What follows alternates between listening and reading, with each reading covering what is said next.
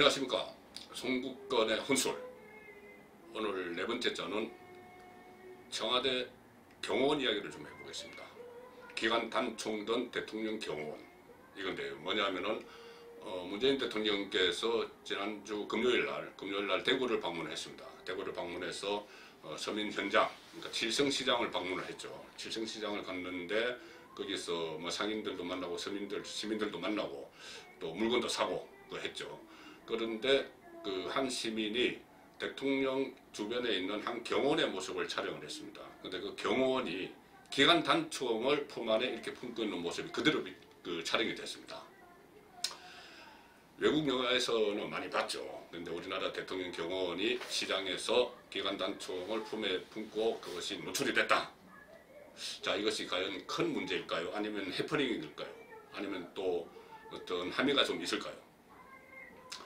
일단 바른미래당 하태경 의원이 이 사진을 제보를 받았습니다. 그 사진을 찍은 시민이 하태경 의원실에 제보를 했고, 하태경 의원은 SNS에 이 사진을 올리면서 상당히 문제가 있는 걸로 지적을 했습니다. 이 사진이 만약에 대통령 경호원의 사실이라면 섬뜩하고 충격적인 일이다, 이렇게 이야기를 했습니다. 뭐 여러 가지 의미가 있겠죠. 시장에서 대통령 경호원이 기관 단총을 소지를 하고 있었다. 그리고 그것이 노출이 됐다. 이런 이야기인데 청와대 김의겸 대변인은 바로 이것을 확인을 했습니다. 확인을 했고 청와대 경호원이 맞다. 그런데 규정을 위반한 것은 아니다. 이렇게 이야기했습니다.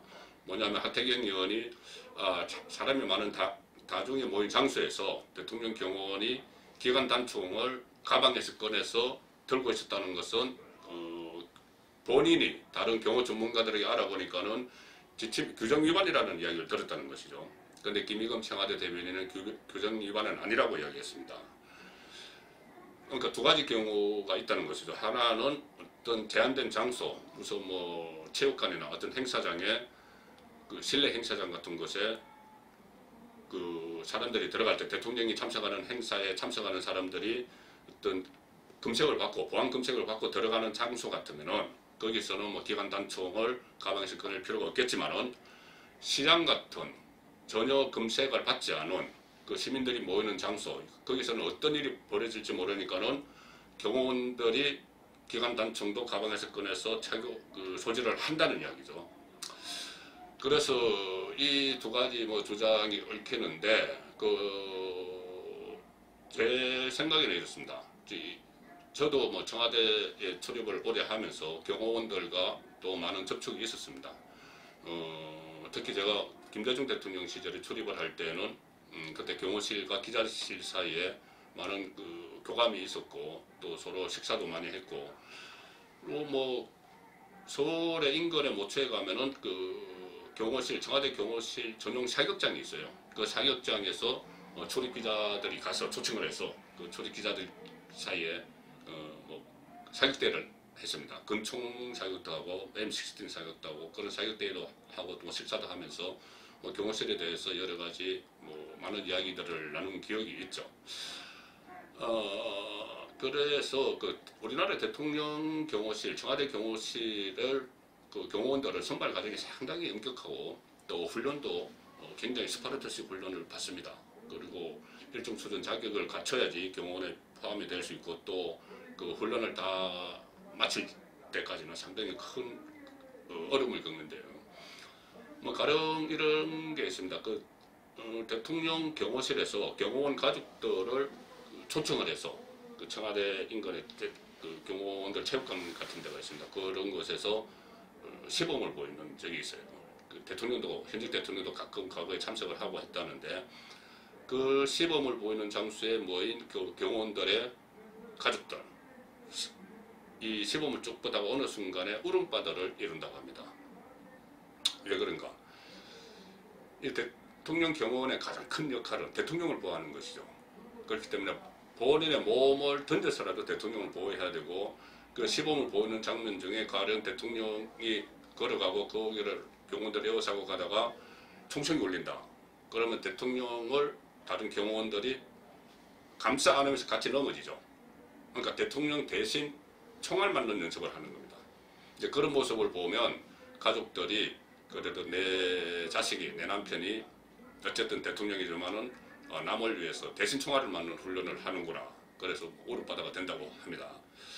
어쨌든 다시 돌아와서 그렇다면은 이 칠성시장에서 대통령의 경호원이 이 기관 단총을 주대한 모습을 지킨 일, 과연 단순한 해프닝일까?